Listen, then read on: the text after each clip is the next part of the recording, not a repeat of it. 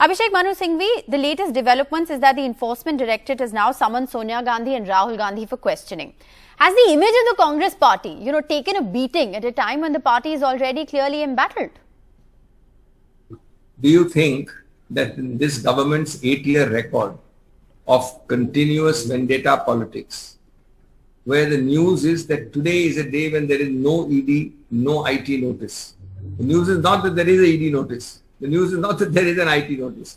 The news is today is a day when there is no ED notice because no Rajnetik Pratidwandi, no political opponent is to be harassed. In this kind of ambience, do you think anybody is worried or concerned about these tactics of this government? Both the persons concerned will go. They will give their statements openly and forcefully. The party or them or anybody who is being questioned in this regard will not be cowed down, will not be pressurized, will not be fearful, will not back off.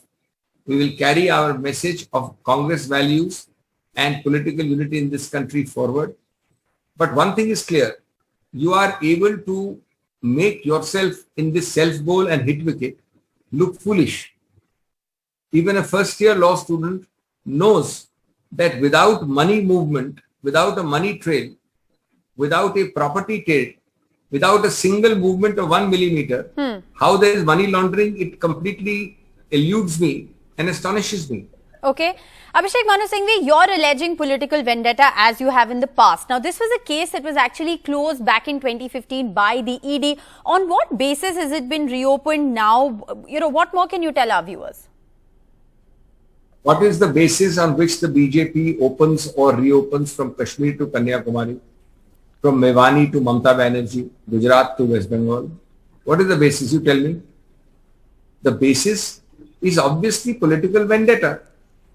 The basis is diverting your mind, digressing your attention from utter instability because of divisiveness and distrust in the country, from people shouting from the rooftops at being attacked in their solar plexus by inflation. Divert and digress from GDP growths which are plummeting every 2 weeks. You give a new figure of GDP growth. Well, if these are your objects, I think it's almost laughable that people will fall for it. You're saying Mewani to Mamta by your own admission. The question therefore is, with all opposition parties alleging political vendetta against the government, will we see the Aam Aadmi Party, TMC, Sena, NC leaders, I just read out a whole list of leaders under the ED dock, now come together to fight this battle?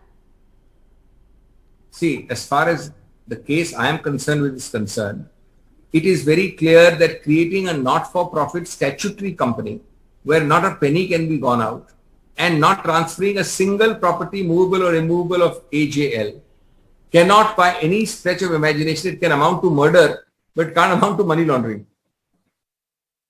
And secondly, I am not here to comment about other cases whose full facts one doesn't know. How can you start comparing that if there is one ED proceeding here, all ED proceeding will be dealt with there? But one thing is clear, my charge of political vendetta, my charge of this complete waywardness and cheap political tactics against political opponents is not based on just this one case or one case of another political party. It is based on the pattern you've seen for the last 8 years. You and I read the newspapers every day. It is not as if you are coming out of some new washing machine of the BJP and there is not the slightest taint on you, but nobody gets even questioned.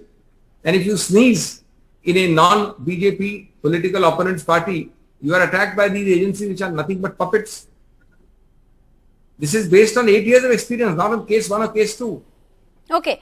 The BJP says if you have nothing to fear, then let the government agencies do the job. Why have the Gandhis applied for bail? All of that. How would you respond to that? The government agencies, who has stopped them from doing the job for 7 long years? In 7 long years, khoda pahar nikla chuha. First of all, it was dead chuha because in 2015 you closed this very case. In 2014, the very identical allegations are in a magistrate's court. You are summoning the top leadership of a party in 2022. If this is not sensationalism, If this is not diversion, then what is it?